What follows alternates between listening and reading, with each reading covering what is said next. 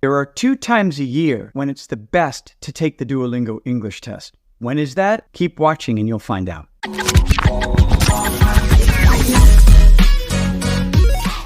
Before I get into the 2 best times of the year to take the Duolingo, let's try to understand how the DET scores people. It operates on a system called CAT, not the pet in your house, but CAT, Computer Adaptive Technology.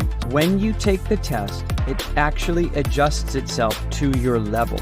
It gets a little more difficult and more challenging as you go along. It's elevating the proficiency level and the scale and the difficulty as you get better in the test. The opposite is true too. If you are a higher proficiency level learner and you, let's say, make a few mistakes on some of the more challenging questions, the test will then adjust itself back down to give you a chance to climb back up the ladder. And it breaks down to kind of 2 major areas. One is NLP, natural language processing. This is the ability for computers to process human voice and written text and give feedback. The other component in the CAT system is called the Rasch Model. It's made up of 2 parts: the level of difficulty of the question and the anticipation that you will answer the question correctly. So if you're a higher level learner and you miss out on a question that's of lower level, but the model anticipates that you would have answered it correctly, that can hurt your score.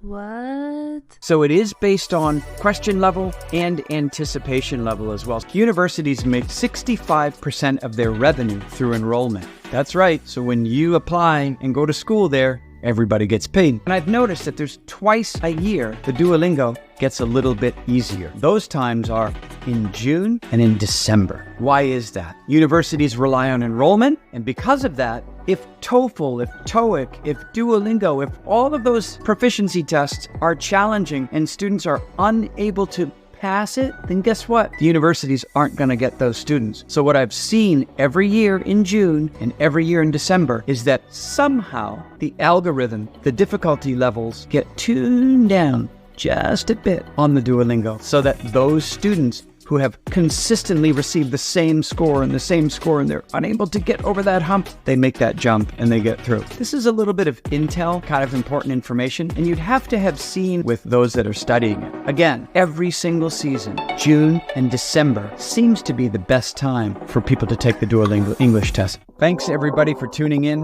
If you'd like to help out the channel, hit the like button, subscribe, or hit the notification button so you could get regular update. Until that time, we'll see you in the next video, and happy learning.